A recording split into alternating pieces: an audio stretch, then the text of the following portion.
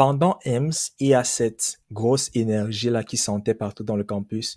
On postulait à des bourses d'études, on chassait des Ouais, bourses ouais, d'études, nuit et jour. ouais. Pour dire en toute honnêteté, si sur 100% de notre temps qu'on a mis à EMS, au plus c'était 80% ou alors 115% qui allaient dans les études. Le reste du temps, c'était à chasser les bourses d'études.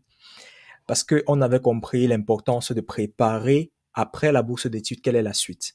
Après EMS, quelle est la suite. Et donc, je veux que tu parles un peu de ton expérience pendant que tu postules à ces bourses d'études-là. Je sais que tu as postulé à tellement de bourses d'études Ouais, ouais. et tu as eu tellement de unfortunately, désolé, désolé. Effectivement. Raconte-moi en quelques mots, quelques périodes, ce moment-là où tu postulais et tu recevais des unfortunate. Ouais, effectivement. Déjà, pour commencer, je vais te conter une petite histoire. Je pense que tu connais cette histoire. Ça concerne notre mentor qui se nomme James. James, Mm. ouais. Yeah. James, au début de l'année, il nous a dit, les gars, je sais que c'est difficile, vous voyez, mais si quelqu'un veut la bourse, si quelqu'un veut une bourse, il doit en postuler au moins 150. Au début, quand tu entends ça, tu crois, bon, il est en train de blaguer, bon, il dit seulement ça pour dire. C'est au fur et à mesure que tu te rends compte que tu avoisines les 100 facilement. Et très facilement, hein. Déjà, ouais, ouais, facilement. Donc, vraiment, on a beaucoup postulé, on a beaucoup eu des unfortunately. Tu pourrais postuler aujourd'hui, le lendemain, t'envoies unfortunately. Tu dois être fort, tu dois être fort.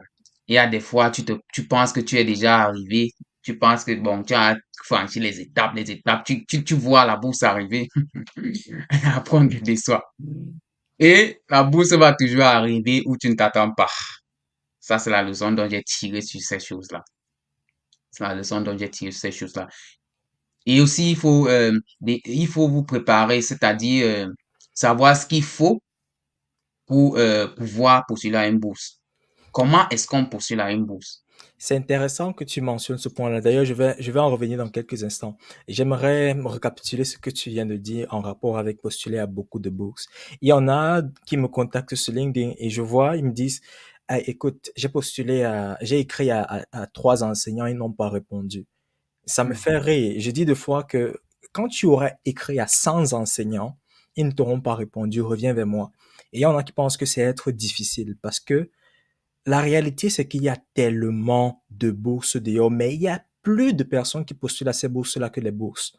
Donc, tu Effectivement. vas écrire à des enseignants, ils ne vont jamais te répondre. Par ailleurs, quand on recevait ces unfortunately, tu te souviens, on était même plutôt, au moins, c'est vrai que c'est pas facile d'accepter ça, mais au moins on a répondu. Je pense que Bien de, sûr. Bien. de plus de 100 unfortunately qu'on a pu avoir, le ratio de ce qu'on n'a même pas répondu est tellement supérieur. Donc, Tellement supérieur, tellement. oui, c'est important de garder cela à l'esprit qu'il faut postuler à beaucoup de bourses. Et comme tu l'as dit, c'est généralement ce dont on ne s'attend pas qui, ah, qui nous sourit.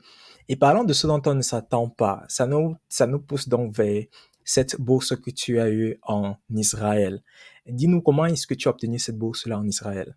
C'est un pays très, c'était pas assez commun, voilà, qu'à EMS on Ouais, postule là-bas. Très souvent, on était ouais, concentré à postuler en France, en Europe et ces pays occidentaux, beaucoup moins du côté d'Israël. Dis-moi au un peu Moyen-Orient. comment, oui, du Moyen-Orient, merci. Dis-moi comment est-ce que tu as eu cette bourse d'Israël? Bon, avec beaucoup d'unfortunately dans la zone européenne, dans les pays plus privés, les pays plus, les plus, plus je vais dire, côtoyés par plusieurs personnes, vous Oui, voyez un oui, peu. oui, Dans les oui, pays que les gens aiment beaucoup, c'est difficile puisque déjà en Afrique, nous ne sommes pas nombreux. Si je prends peut-être toute l'Afrique, nous ne sommes pas si nombreux. Imaginez les Chinois. Les Chinois sont nombreux et il y a beaucoup de brillants, de têtes brillantes là-bas. Donc, du coup, eux aussi, ils aiment les pays européens comme vous. Ils aiment l'Amérique comme vous, le Canada, oui.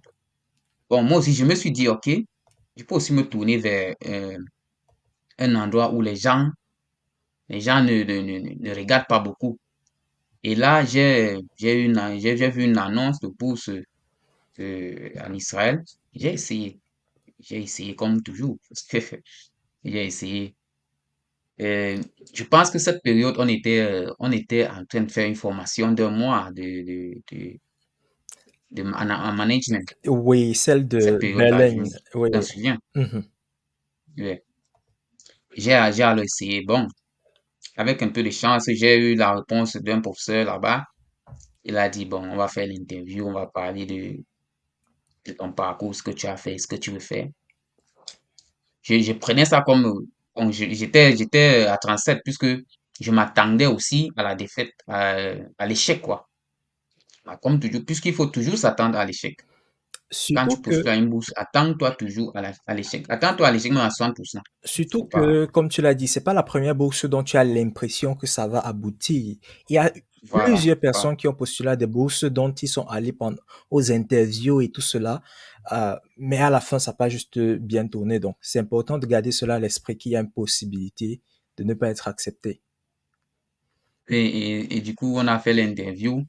Ça s'est bien passé. Je me suis dit, bon, voici encore l'autre. Peut-être dans 2 jours, je vais encore recevoir une opportunity. Après, après une semaine, après une semaine, j'ai reçu une lettre d'admission. Il me dit, enfin, ah, waouh, regardez où la bourse sort. Il dit, merci. Bon, j'ai continué. Et comme ça ne suffisait pas, il y a toujours des obstacles, toujours des obstacles. Même quand tu obtiens certaines bourses, il y a toujours certains obstacles qui apparaissent. Il y a eu un problème dans le pays, en Israël. Ils étaient en train de gréver. Du coup, le ministère des Relations extérieures a fermé tous les visas. L'obtention du visa était alors un problème. Du coup, l'université aussi a fermé. Tu écris même, les gars ne répondent pas. Tu penses que non, c'est comme l'autre. Bon, on a aussi dit, on attend voir ce que ça va donner. Et on était censé commencer l'école en Israël le 15 octobre 2022. On a dû, on a dû repousser cette date, même 3 fois, pour qu'on puisse commencer peut-être en novembre, fin novembre. Et on n'a même pas pu obtenir un vrai visa. On a obtenu plutôt un laissez-passer. Ok. Avec beaucoup de chance, c'est vite passé. Et je vais aussi, pour tout le monde, c'est pas, en fait, ça ne marche pas toujours pour tout le monde. Donc, il y a toujours les gens qui, je sais pas, bon, c'est difficile. Il faut seulement avoir la foi. Je vais prendre l'exemple. Cette année, il y a eu les Camerounais, il y a trois frères Camerounais qui ont eu la bourse en Israël. Ok. Vous savez, avec les problèmes de guerre qu'il y a ici. Ils ont eu la bourse, ils ont eu tous les documents, mais l'ambassade a refusé les visas. L'ambassade a refusé les visas. Bon, moi, je suspecte le fait, l'anglais. Il faut que les uns et les autres sachent aussi que l'anglais est très important.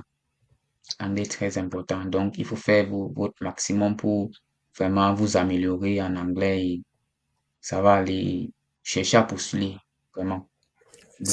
Beaucoup de bourses. Tu dis tellement de choses pertinentes dans ton intervention, des choses dont on pourrait même encore débattre dessus à longueur de journée. Tu as parlé de l'anglais, tu as parlé de cette réalité selon laquelle il y a toujours des obstacles, même quand on pense que voilà, tout est déjà accepté, mais à la dernière minute, des obstacles peuvent survenir. Et Ouais. j'aimerais que tu insistes encore sur le fait que tu as parlé de on.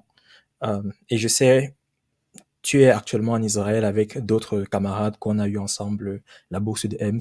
Je voudrais que tu nous dises un peu sur cette importance-là de postuler en groupe, en équipe.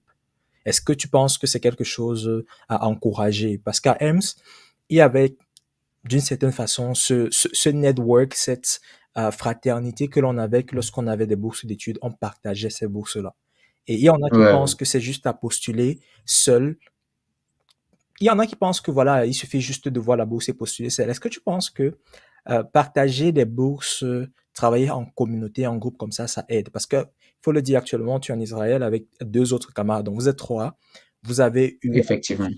à supporter ce challenge ensemble, à vous soutenir ensemble.